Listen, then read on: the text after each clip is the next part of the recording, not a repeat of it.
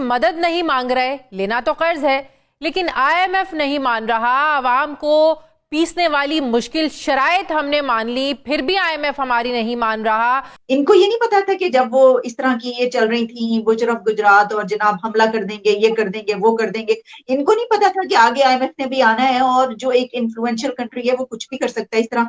तो ये क्यों हम अपनी डिप्लोमेसी में इतने नालायक क्यों हैं?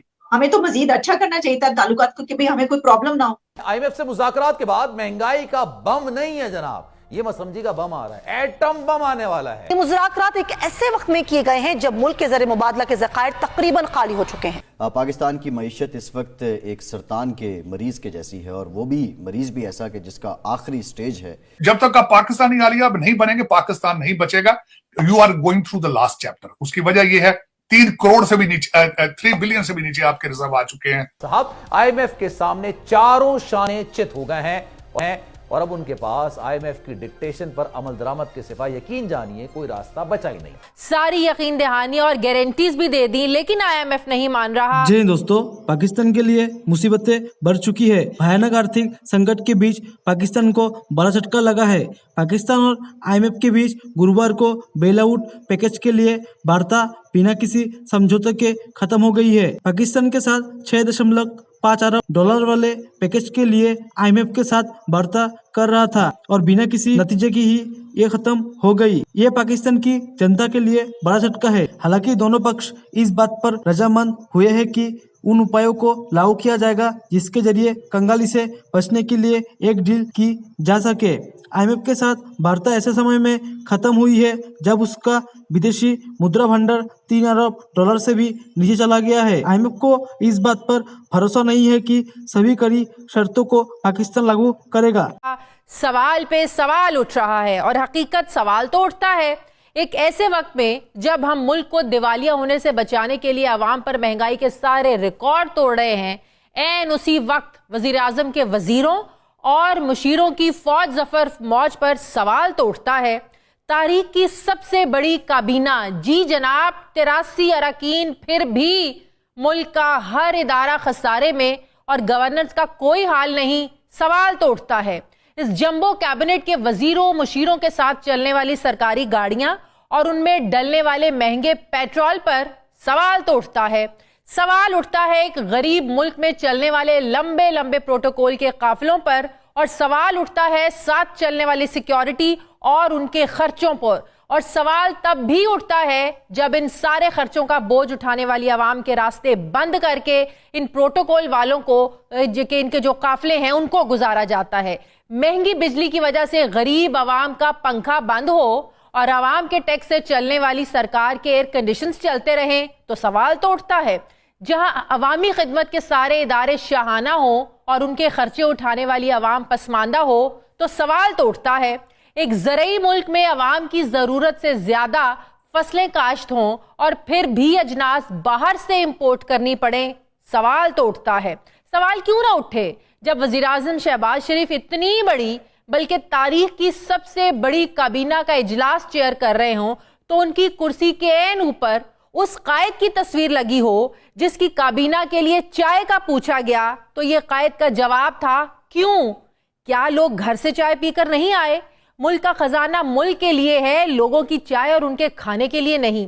कायद के तर्ज हुक्मरानी पर अगर हम नजर डालें तो सवाल उठता है वजीर खारजा के बाहर जबकि सरकारी दौरों पर। कायद आजम से सरकारी दौरे के लिए प्राइवेट जहाज में सफर करने का जब कहा जाता है तो उनका जवाब था कि गरीब मुल्क का खजाना इतने खर्च का मुतामिल नहीं हो सकता, मैं मुसाफिर जहाज में ही जाऊंगा। पाकिस्तान की मईशत इस वक्त एक सरतान के मरीज के जैसी है, और वो भी मरीज भी ऐसा कि जिसका आखिरी स्टेज है। और इस वक्त पाकिस्तान के जो हुक्मरान हैं वो नज़रें जमाए हुए हैं उन मरहम फराहम करने वालों पे जिनसे हम पिछली कई दहाइयों से मरहम के तलबगार हैं। लेकिन अब की बार जिन लोगों ने मरहम देना है, जिन्होंने दवा देनी है, वो इस बात को बिल्कुल खातिर में नहीं ला रहे कि इस मरीज की जान कब तक रहेगी। मैं नहीं समझता हूँ कि माहिदा जो है पैसा पाकिस्तान को अप्रैल के पहले हफ्ते से पहले मिलेगा।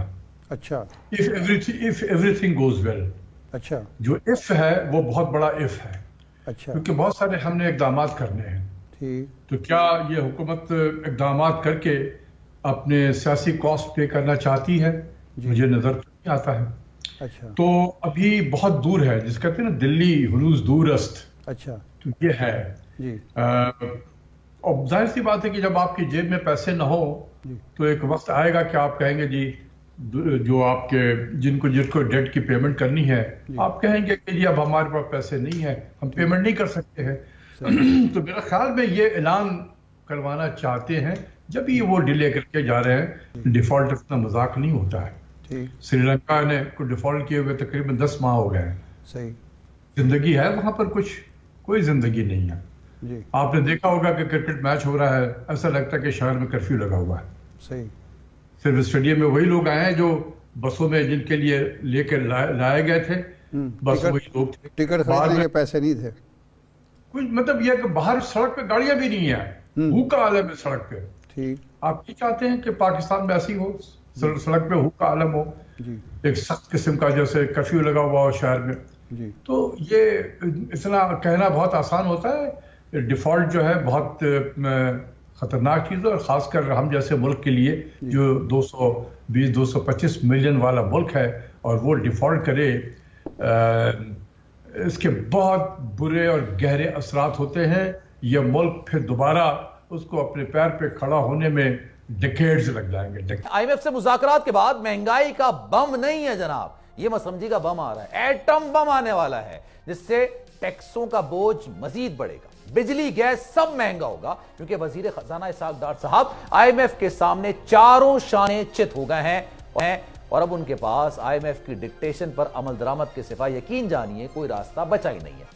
हुकूमत आईएमएफ से मुज़ाकरात के बाद 170 अरब के नए टैक्सेस लगाने जा रही है। नए टैक्स लगाने के लिए मिनी बजट लाना पड़ेगा, मुख्तलिफ शोबों में सब्सिडी को खत्म या फिर कम तरीन सतह पर लाना पड़ेगा। डीजल पर पेट्रोलियम डेवलपमेंट लेवी, जिसको भत्ता टैक्स कहा जाता है, 40 से 50% किया जाएगा। हुकूमत बिजली के रेट 7 रुपए 91 पैसे फी यूनिट बढ़ाने पर आमादा हो गई है, जिसके बाद बिजली का बुनियादी रेट जो है ना 15.2 से बढ़कर 23.3 रुपए फी यूनिट हो जाएगा।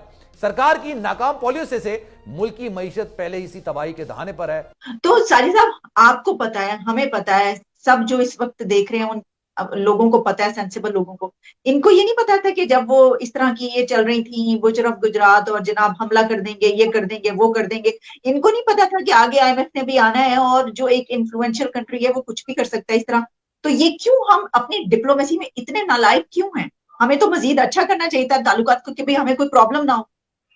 आलिया, मैंने हमेशा आपको बताया, जब भी मैंने आपकी फॉरेन पॉलिसी, किसी पॉलिसी को, ना सिर्फ फॉरेन पॉलिसी, जब भी देखा है उसमें मुझे लोगों के पर्सनल इंटरेस्ट नजर आए हैं, नेशनल इंटरेस्ट नजर आए। आपका आज नेशनल इंटरेस्ट है, आपका आज नेशनल इंटरेस्ट है दो ममालिक के साथ रिलेशनशिप एएसएपी बेसिस पे ठीक करें, एक भारत है एक अफगानिस्तान है। कोई तवज्जो दे रहा है? क्या जरूरत है? पर्सनल एजेंडे पे जब चलना हो तो क्या जरूरत है? आर्मी चीफ साहब हाफिज साहब जो है लंदन पूरा एक हफ्ता रह के आए हैं, जरूरत थी उसकी? तो छोटे वजीर आजम साहब जो वो टर्की जाना चाहते थे बिलावल को साथ लेके, मुल्क के हालात आपको इजाजत देते हैं? नहीं देते। टर्की जा रहे थे, क्या देने के लिए आपके पास वहां पे? इन्होंने 1 लाख खैमे दे दिए हैं जो सैलाब ज़दगान के लिए थे, वो उठा के इन्होंने टर्की भेज दिए सिंध से। लेकिन देखें आलिया, एक भी इंस्टीट्यूशन, मैंने अगले दिन ट्वीट किया था, please name a single institution who is trying to stop corruption और ब्लीडिंग। किसी ने मुझे कोई जवाब नहीं दे सका उसका। वो वाली एक कैंपेन चलाई जा रही है, उसमें कहा जा रहा है जो जजेस हैं जो इस तरह के हैं उनको सिर्फ एक प्लॉट मिलेगा, 15% जो पेंशन्स हैं वो कम कर दी जाएंगी, और जो असेंबली मेंबर्स हैं उनकी भी 15% जो है वो सैलरीज कम कर दी जाएंगी। क्या ये 15% सैलरीज कम करने से क्या ये हमारा हो जाएगा, गुजारा हो जाएगा, ठीक हो जाएगा सब कुछ? देखिए, 2 चीजें मैं अर्ज करना चाहता हूं आलिया। पाकिस्तान के अंदर करप्शन के बारे में, इन चीजों के बारे में, गजटेड ऑफिसर्स की प्रॉपर्टीज के बारे में कवानीन पहले मौजूद है। मसला यह है कि कानून, इसको बिल्ली के गले में घंटी कौन बांधेगा? जब तक आप पाकिस्तानी रहेंगे, जब तक आप पाकिस्तानी आलिया नहीं बनेंगे, पाकिस्तान नहीं बचेगा। You are going through the last chapter. उसकी वजह यह है 3 करोड़ से भी नीचे, 3 बिलियन से भी नीचे आपके रिजर्व आ चुके हैं। और दुख की बात यह है, मेरा बल्कि आपसे क्वेश्चन आ रही है, आपको किसी लीडर ने बताया कि रोड मैप क्या है हमारे पास? आप, मुझे हो सकता है मैं ही मिस कर रहा हूं, किसी ने को बताया है कि फलान डिपार्टमेंट के जरिए एक्सपोर्ट इंपोर्ट को इस तरह करेंगे, इंडस्ट्री इस तरह लगाएंगे, भाई हम ये करेंगे, कोई क्या करेंगे? कोई किसी ने बताया?